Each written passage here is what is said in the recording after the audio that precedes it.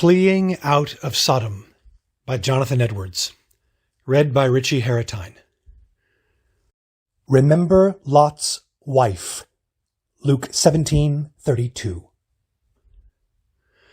Christ is here foretelling his coming in his kingdom in answer to the question which the Pharisees asked him, namely, when the kingdom of God should come.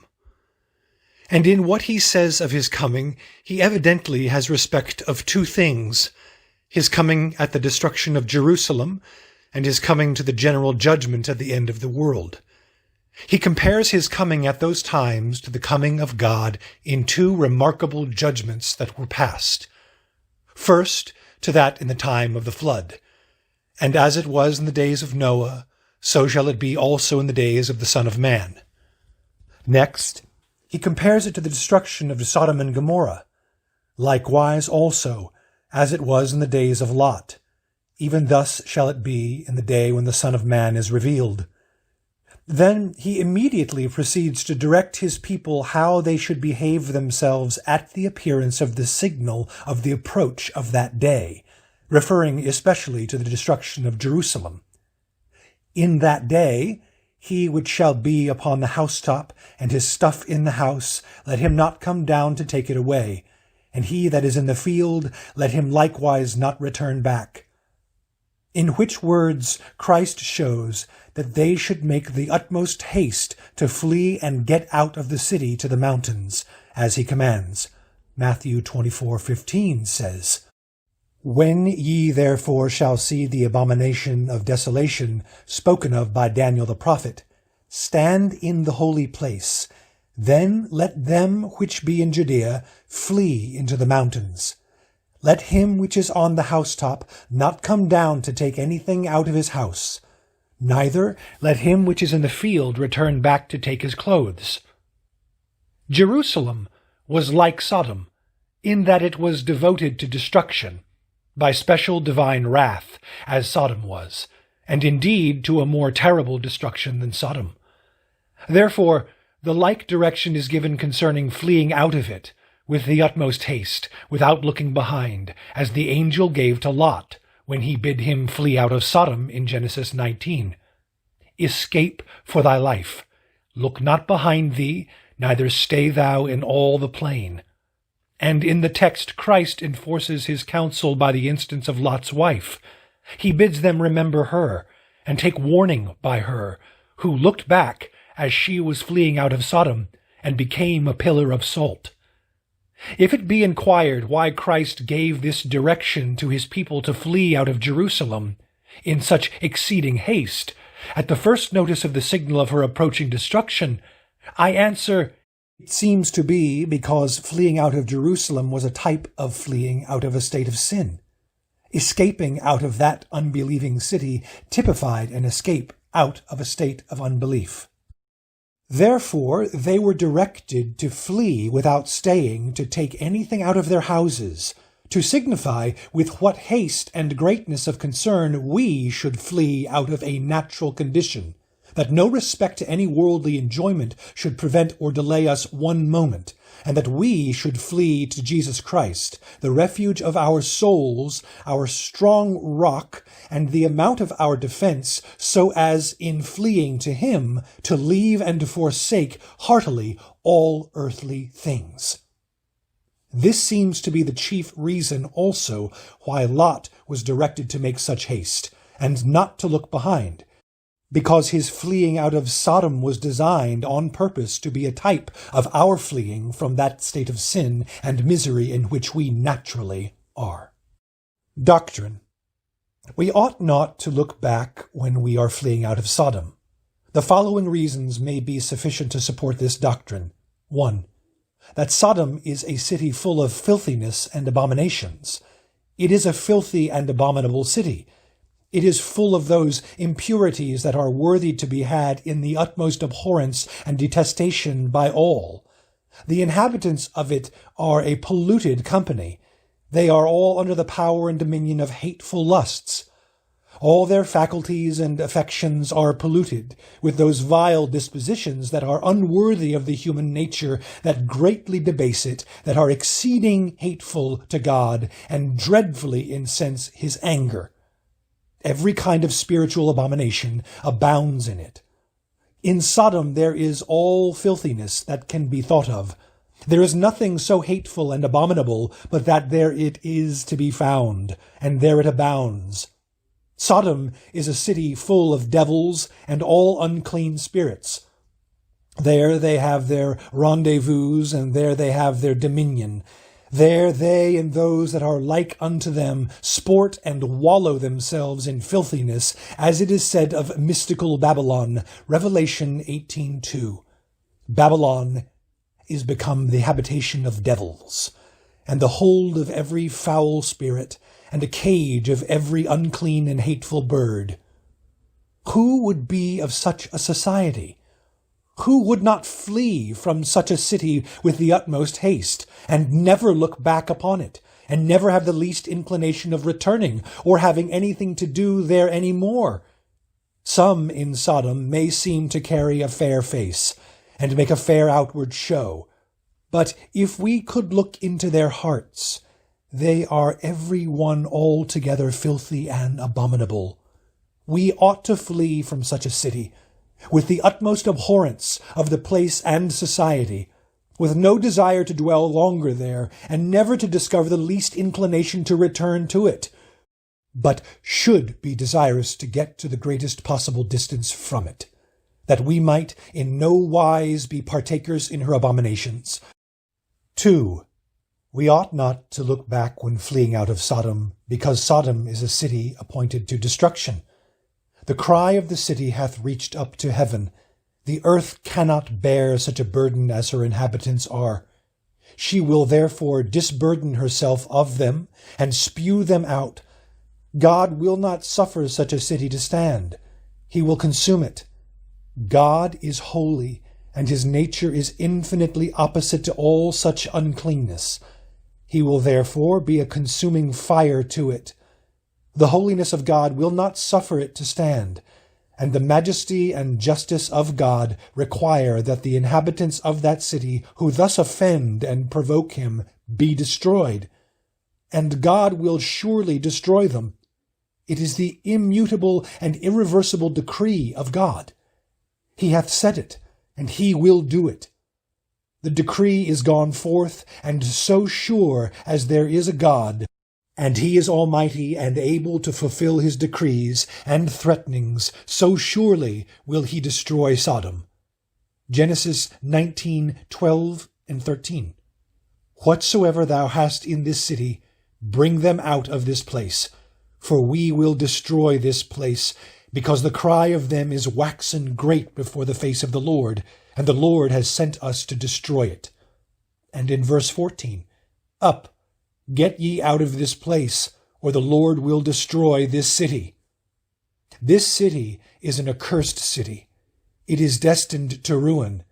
Therefore, as we would not be partakers of her curse, we would not be destroyed, we should flee out of it, and not look behind us. Revelation 18:4, Come out of her, my people, that ye be not partakers of her sins, and that ye receive not her plagues. 3. We ought not to look back when fleeing out of Sodom, because the destruction to which it is appointed is exceedingly dreadful. It is appointed to utter destruction, to be wholly and entirely consumed. It is appointed to suffer the wrath of the great God, which is to be poured down from God upon it, like a dreadful storm of fire and brimstone. This city is to be filled full of the wrath of God. Everyone that remains in it shall have the fire of God's wrath come down on his head and into his soul. He shall be full of fire and full of the wrath of the Almighty. He shall be encompassed with fire without and full of fire within. His head, his heart, his bowels, and all his limbs shall be full of fire, and not a drop of water to cool him. Nor shall he have any place to flee to for relief. Go where he will, there is the fire of God's wrath. His destruction and torment will be inevitable. He shall be destroyed without any pity. He shall cry aloud, but there shall be none to help. There shall be none to regard his lamentations, or to afford relief. The decree is gone forth, and the days come when Sodom shall burn as an oven, and the inhabitants thereof shall be as stubble. As it was in the literal Sodom, the whole city was full of fire. In their houses there was no safety, for they were all on fire. And if they fled out into the streets, they also were full of fire. Fire continually came down out of heaven everywhere. That was a dismal time. What a cry was there in that city, in every part of it! But there was none to help. They had nowhere to go where they could hide their heads from fire. They had none to pity or relieve them. If they had fled to their friends, they could not help them. Now, with what haste should we fly from a city appointed to such a destruction? And how should we flee without looking behind us? How should it be our whole intent to get at the greatest distance from a city in such circumstances? How far should we be from thinking at all of returning to a city which has such wrath hanging over it? 4. The destruction to which Sodom is appointed is an universal destruction. None that stay in it shall escape. None will have the good fortune to be in any by-corner where the fire will not search them out. All sorts, old and young, great and small, shall be destroyed. There shall be no exception of any age, or any sex, or any condition, but all shall perish together. Genesis 19:24 and 25. Then the Lord rained upon Sodom and upon Gomorrah brimstone and fire from the Lord out of heaven, and he overthrew those cities and all the plain, and all the inhabitants of the cities, and that which grew upon the ground. We, therefore, must not delay or look behind us, for there is no place of safety in Sodom, nor in all the plain on which Sodom is built. The mountain of safety is before us, and not behind us. 5. The destruction to which Sodom is appointed is an everlasting destruction. This is said of the literal Sodom, that it suffered the vengeance of eternal fire. Jude 7, even as Sodom and Gomorrah and the cities about them, in like manner, giving themselves over to fornication and going after strange flesh, are set forth for an example, suffering the vengeance of eternal fire. The destruction that Sodom and Gomorrah suffered was an eternal destruction. Those cities were destroyed and have never been built since, and are not capable of being rebuilt. For the land on which they stood at the time of their destruction sunk, and has ever since been covered with the lake of Sodom or the Dead Sea, or as it is called in Scripture, the Salt Sea. This seems to have been thus ordered on purpose to be a type of the eternal destruction of ungodly men, so that fire by which they were destroyed is called eternal fire. Because it was so typical, it was a type of the eternal destruction of ungodly men, which may be in part what is intended when it is said in the text in Jude that they were set forth for an example, or for a type or representation of the eternal fire in which all the ungodly are to be consumed. Sodom has in all ages since been covered with a lake which was first brought on it by fire and brimstone to be a type of the lake of fire and brimstone in which ungodly men shall have their part forever and ever, as we read Revelation 20:15 and elsewhere. We ought not, therefore, look back when fleeing out of Sodom, seeing that the destruction to which it is appointed is an eternal destruction, for this renders the destruction infinitely dreadful. 6. Sodom is a city appointed to swift and sudden destruction. The destruction is not only certain and inevitable and infinitely dreadful, but it will come speedily. Their judgment lingereth not, and their damnation slumbereth not. 2 Peter 2:3. And so in Deuteronomy 32:35, the day of their calamity is at hand, and the things that shall come upon them make haste. The storm of wrath, the black clouds of divine vengeance, even now, every moment, hang over them, just ready to break forth and come down in a dreadful manner upon them. God hath already whet his sword and bent his bow and made ready his arrow on the string. Psalm 7:12. Therefore, we should make haste and not look behind us. For if we linger and stop to look back and flee not for our lives, there is great danger that we shall be involved in the common ruin. The destruction of Sodom is not only swift, but will come suddenly and unexpectedly. It seems to have been a fair morning in Sodom before it was destroyed. Genesis 19:23. It seems that there were no clouds to be seen, no appearance of any storm at all, much less of a storm of fire and brimstone. The inhabitants of Sodom expected no such thing. Even when Lot told his sons-in-law of it, they would not believe it. Genesis 19:14. They were making merry. Their hearts were at ease. They thought nothing of such a calamity at hand. But it came at once, as travail upon a woman with a child, and there was no escaping. As verse 28-29 says, they did eat, they drank, they bought, they sold, they planted, they builded. But the same day that Lot went out of Sodom, it rained fire and brimstone from heaven and destroyed them all. So it is with wicked men. Psalm 73:19. How are they brought into desolation in a moment? They are utterly consumed with terrors. If therefore we linger and look back, we may be suddenly overtaken and seized with destruction. 7. There is nothing in Sodom that is worth looking back upon. All the enjoyments of Sodom will soon perish in the common destruction. All will be burnt up. And surely it is not worth the while to look back on things that are perishing and consuming in the flames, as it is with all the enjoyments of sin. They are all appointed to the fire. Therefore it is foolish for any who are fleeing out of Sodom to hanker any more after them. For when they are burnt up, what good can they do? And is it worth the while for us to return back for the sake of a moment's enjoyment of them, before they are burnt, and so expose ourselves to be burnt up with them? Lot's wife looked back, because she remembered the pleasant things that she left in Sodom. She hankered after them. She could not but look back with a wishful eye upon the city where she had lived in such ease and pleasure. Sodom was a place of great outward plenty. They ate the fat and drank the sweet. The soil about Sodom was exceedingly fruitful. It is said to be as the garden of God, Genesis 13:10. And fullness of bread was one of the sins of the place, Ezekiel 16:49. Here Lot and his wife lived plentifully, and it was a place where the inhabitants wallowed in carnal pleasures and delights. But however much it abounded in these things, what were they worth now when the city was burning? Lot's wife was very foolish in lingering in her escape for the sake of things which were all on fire. So the enjoyments, the profits, the pleasures of sin have the wrath and curse of God on them. Brimstone is scattered on them.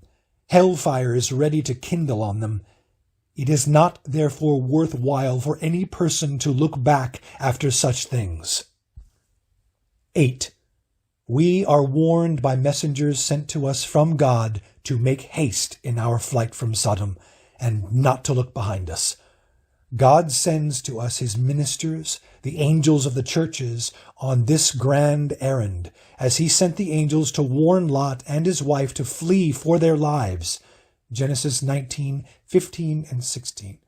If we delay or look back, now that we have had such fair warning, we shall be exceedingly inexcusable and monstrously foolish.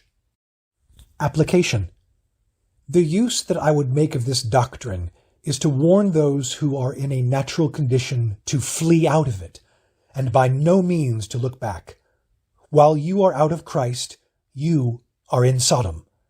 The whole history of the destruction of Sodom, with all its circumstances, seems to be inserted in the Scriptures for our warning, and is set forth for an example, as the Apostle Jude says, "It in a lively manner typifies the case of a natural man, the destruction of those that continue in a natural state, and the manner of their escape who flee to Christ. The psalmist, when speaking of the appointed punishment of ungodly men, seems evidently to refer to the destruction of Sodom. Psalm 11:6. Upon the wicked God shall rain snares, fire, and brimstone, and a horrible tempest. This shall be the portion of their cup.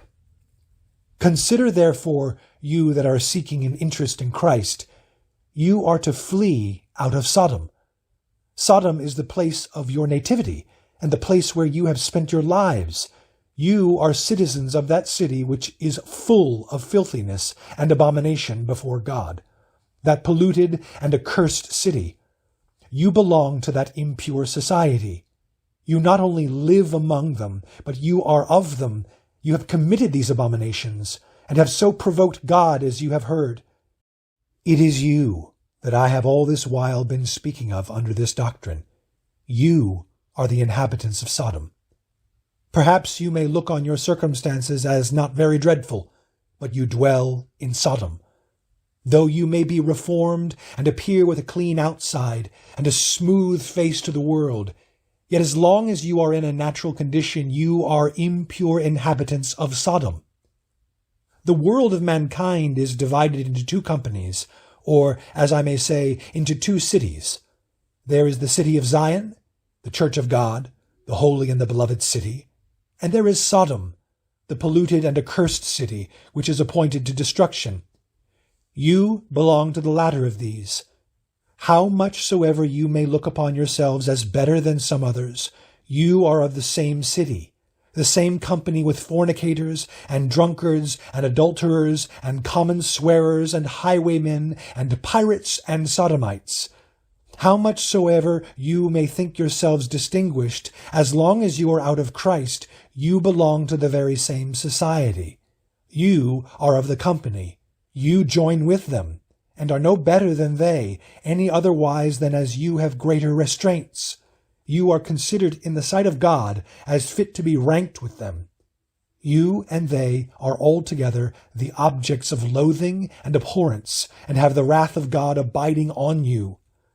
You will go with them and be destroyed with them, if you do not escape from your present state. Yea, you are of the same society and the same company with the devils. For Sodom is not only the city of wicked men, but it is the hold of every foul spirit.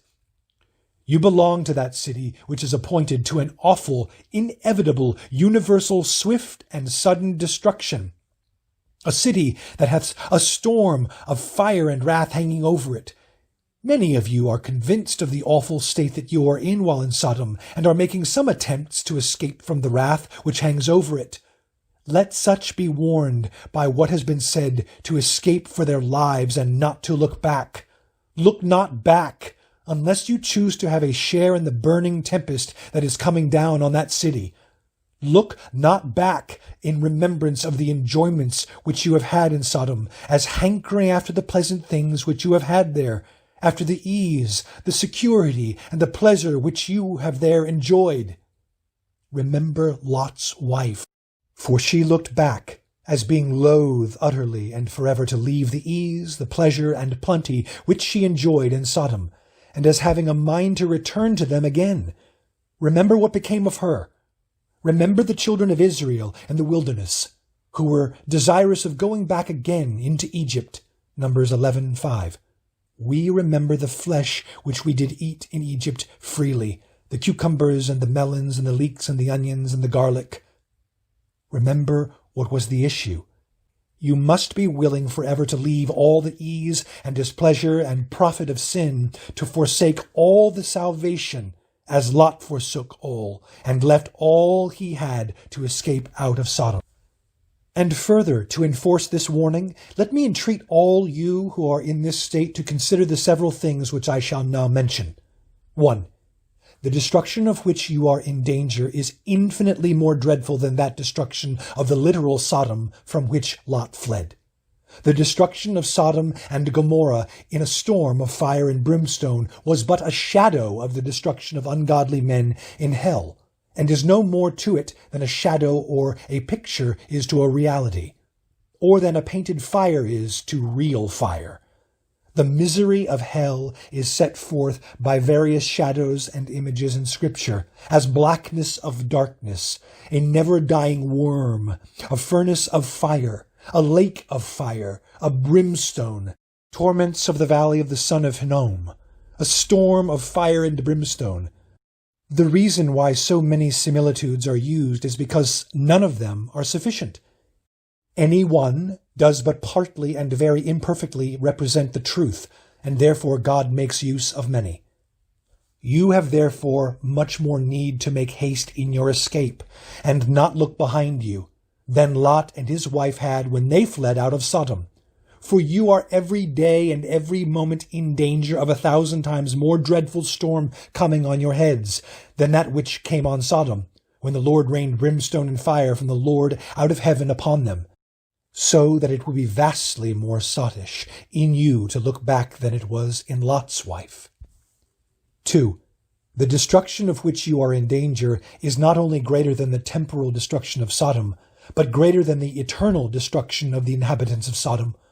For however well you may think you have behaved yourselves, you who have continued impenitent under the glorious gospel, have sinned more and provoked God far more, and have greater guilt upon you than the inhabitants of Sodom.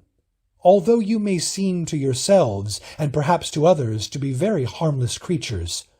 Matthew 10:15. Verily I say unto you, it shall be more tolerable for Sodom and Gomorrah in the day of judgment than for that city. 3. Multitudes, while they have been looking back, have been suddenly overtaken and seized by the storm of wrath. The wrath of God hath not delayed, while they have delayed. It has not waited at all for them to turn about and flee, but has presently seized them, and they have been past hope. When Lot's wife looked back, she was immediately destroyed. God had exercised patience toward her before. When she lingered at the setting out, the angels pressed her, and her husband and children to make haste. Not only so, but when they yet delayed, they brought her forth, and set her without the city, the Lord being merciful to her. But now, when, notwithstanding this mercy, and the warnings which had been given her, she looked back, God exercised no more patience towards her, but proceeded immediately to put her to death. Now God has in like manner been merciful to you. You in time past have been lingering. You have been warned by the angel of your danger, and pressed to make haste and flee, yet you have delayed. And now, at length, God hath, as it were, laid hold on you by the convictions of his Spirit to draw you out of Sodom, and therefore remember Lot's wife. If now, after all, you should look back, when God hath been so merciful to you, you will have reason to fear that God will suddenly destroy you. Multitudes, when they have been looking back and putting off to another time, have never had another opportunity. They have been suddenly destroyed, and that without remedy. 4. If you look back and live long after it, there will be great danger that you will never get any further. The only way to seek salvation is to press forward with all your might, and still to look and press forward, never to stand still or slacken your pace. When Lot's wife stopped in her flight and stood still in order that she might look, her punishment was that there she was to stand forever. She never got any further. She never got beyond the place. But there she stood as a pillar of salt, a durable pillar and monument of wrath for her folly and wickedness. So it was very often with backsliders, though they may live a considerable time after. When they look back, after they have been taking pains for their salvation, they lose all. They put themselves under vast disadvantages. By quenching the Spirit of God and losing their convictions, they dreadfully harden their own hearts and stupefy their souls. They make way for discouragements, dreadfully strengthen and establish the interest of sin in their hearts. Many ways give Satan great advantages to ruin them, and provoke God oftentimes utterly to leave them to hardness of heart. When they come to look back, their souls presently become dead and hard like the body of Lot's wife. And though they live long after, they never get any further. It is worse for them than if they were immediately damned. When persons in fleeing out of Sodom look back, their last case is far worse than the first. Matthew 12:43, 44, and 45. And experience confirms that none ordinarily are so hard to be brought to penance as backsliders. 5. It may well stir you up to flee for your lives, and not to look behind you when you consider how many have lately fled to the mountains, while you yet remain in Sodom. To what multitudes hath God given the wisdom to flee to Christ, the mountain of safety? They have fled to the little city Zoar, which God will spare and never destroy. How many have you seen of all sorts resorting out of Sodom thither, as believing the word of God by the angels that God would surely destroy that place? They are in a safe condition. They are got out of the reach of the storm. The fire and brimstone can do them no hurt there. But you yet remain in that cursed city among that accursed company. You are yet in Sodom, which God is about so terribly to destroy, where you are in danger every minute of having snares, fire, and brimstone come down on your head. Though so many have obtained, yet you have not obtained deliverance. Good has come, but you have seen none of it. Others are happy, but no man knows what will become of you. You have no part nor lot in the glorious salvation of souls, which has lately been among us. The consideration of this should stir you up effectually to escape, and in your escape to press forward, still to press forward, and to resolve to press forever forward. Let what will be in the way, to hearken to no temptation, and never to look back, or in any wise slacken or abate your endeavors as long as you live, but if possible to increase in them more and more. 6. Backsliding after such a time as this will have a vastly greater tendency to seal a man's damnation than at another time. The greater means men have, the louder calls and the greater advantages they are under. The more dangerous is backsliding, the more it has a tendency to enhance guilt, to provoke God, and to harden the heart. We, in this land of light, have long enjoyed greater advantages than most of the world. But the advantages which persons are under now for their salvation are perhaps tenfold what they have been at such times as we have ordinarily lived in. And backsliding will be proportionably the greater sin, and the more dangerous to the soul. You have seen God's glory and his wonders amongst us in a most marvelous manner. If therefore you look back after this, there will be great danger that God will swear in his wrath that you shall never enter into his rest, as God sware concerning them that were for going back into Egypt after they had seen the wonders which God wrought for Israel. Numbers 14, 22, and 23. Because all those men that have seen my glory and my miracles that I did in Egypt and in the wilderness, and have tempted me now these 10 times, and have not hearkened to my voice, surely they shall not see the land which I swear unto their fathers, neither shall any of them that provoked me see it. The wonders that we have seen amongst us of late have been of more glorious nature than those that the children of Israel saw in Egypt and in the wilderness. 7. We know not but that great part of the wicked world are, at this day, in Sodom's circumstances when Lot fled out of it, having some outward temporal destruction hanging over it. It looks as if some great thing were coming. The state of things in the world seems to be ripe for some great revolution. The world has got to such a terrible degree of wickedness that it is probable the cry of it has reached up to heaven, and it is hardly probable that God will suffer things to go on, as they now do, much longer. It is likely that God will ere long appear in awful majesty to vindicate his own cause, and then none will be safe that are out of Christ. Now, therefore, every one should flee for his life and escape to the mountain, lest he be consumed. We cannot certainly tell what God is about to do, but this we may know, that those who are out of Christ are in a most unsafe state. 8. To enforce this warning against looking back, let me beseech you to consider the exceeding proneness to it there is in the heart. The heart of man is a backsliding heart. There is in the heart a great love and hankering desire after the ease, pleasure, and enjoyments of Sodom, as there was in Lot's wife. But which persons are continually liable to temptations to look back? The heart is so much towards Sodom that it is a difficult thing to keep the eye from turning that way, and the feet from tending thither. When men under convictions are put upon fleeing, it is a mere force. It is because God lays hold on their hands, as he did on Lot's and his wife's, and drags them so far. But the tendency of the heart is to go back to Sodom. Persons are very prone to backsliding, also through discouragement. The heart is unsteady, soon tired, and apt to listen to discouraging temptations.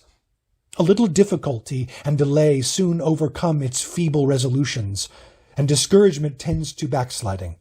It weakens persons' hands, lies as a dead weight on their hearts, and makes them drag heavily. And if it continue long, it very often issues insecurity and senselessness. Convictions are often shaken off that way. They begin first to go off with discouragement. Backsliding is a disease that is exceeding secret in its way of working. It is a flattering distemper. It works like a consumption, wherein persons often flatter themselves that they are not worse, but something better, and in a hopeful way to recover, till a few days before they die. So backsliding commonly comes on gradually, and steals on men insensibly, and they still flatter themselves that they are not backslidden. They plead that they are seeking yet, and they hope that they have not lost their convictions, and by the time that they find it out and cannot pretend so any longer, they are commonly so far gone that they care not much if they have lost their convictions. And when it is come to that, it is commonly a gone case as to those convictions. Thus they blind themselves and keep themselves insensible of their own disease, and so are not terrified with it, nor awakened to use means for relief, till it is past cure. Thus it is that backsliding commonly comes upon persons that have for some time been under any considerable convictions, and afterwards lose them. Let this consideration of your danger excite you to the greatest care and diligence to keep your hearts, and to watchfulness, and to constant prayer against backsliding. And let it put you upon endeavors to strengthen your resolutions of guarding against everything that tends to the contrary, that you may indeed hold out to the end, for then shall you know, if you follow on, to know the Lord.